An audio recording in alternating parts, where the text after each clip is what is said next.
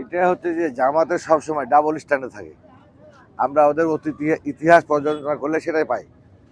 জমিয়তে ইসলামী হিন্দুস্তান মওদুদি 1947 সালে মওদুদি সাহেব যখন আমাদের দেশ বিভাজন হয় হচ্ছে ভারত আর পাকিস্তান, সেই সময়তে ভারতের পক্ষে তাদের অবস্থান ছিল এবং পাকিস্তানের সময়তে ওদের অবস্থান ছিল।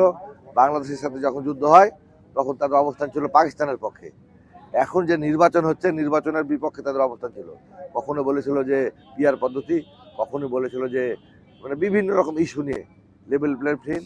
এখন নির্বাচনে আসার পরেও নারীদের ক্ষেত্রে তাদের ডাবল স্ট্যান্ড। একদিকে নারীদের ক্ষমতায়নের কথা বলছেন, আর একদিকে নারীদেরকে নিয়ে অশোভনীয় বক্তব্য করছেন, মন্তব্য করছেন। আবার একটা নারীকেও এখন পর্যন্ত উনি মনোনয়ন দেন নাই।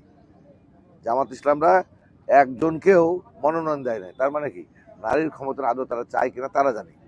আমাদের বক্তব্য হচ্ছে পরিষ্কার যে আমরা নারী এবং পুরুষকে আমরা আলাদাভাবে দেখতে চাই না। আমরা জানি যে আমাদের যে জনগোষ্ঠী আছে সেই জনগোষ্ঠীর সমান অংশই হচ্ছে নারীরা। সুতরাং এখানে যে যে বিষয়ে পারদর্শী তাদেরকে আমরা সেভাবেই মূল্যায়ন করতে চাই।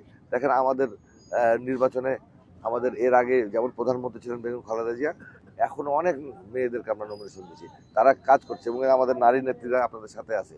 এবং মেয়েদের যে জাগরণ, এটা হচ্ছে জিয়াউর রহমান সাহেব যেমন নারীদেরকে নিয়ে কাজ করেছেন, তাদের বিষয় চিন্তাভাবনা করেছেন, বেগম খালেদা জিয়াও হচ্ছে আমার তো মনে হয় যে বেগম রোকেয়ার পরে বেগম খালেদা জিয়াও নারী জাগরণের একটা মহিষী নারী। সুতরাং এই জন্য আমরা মনে করি যে জামাতকে নিয়ে কথা সেরকম কোনো কথাবার্তা নাই আমাদের, কারণ তাদের বরাবরই তারা ডাবল স্ট্যান্ডে থাকে। এখন আমার অনুরোধ যারা আমরা নির্বাচনে অংশগ্রহণ করেছি সেই হিসাবে যে সবাই যেন আমরা নির্বাচনের পরিবেশটাকে ধরে রাখি, নির্বাচনের পরিবেশ বিনষ্ট হয় এরকম কোনো কর্মকাণ্ড আমরা না করি। এটাই আমার পবা মোহনপুরবাসীর কাছে আমার অনুরোধ।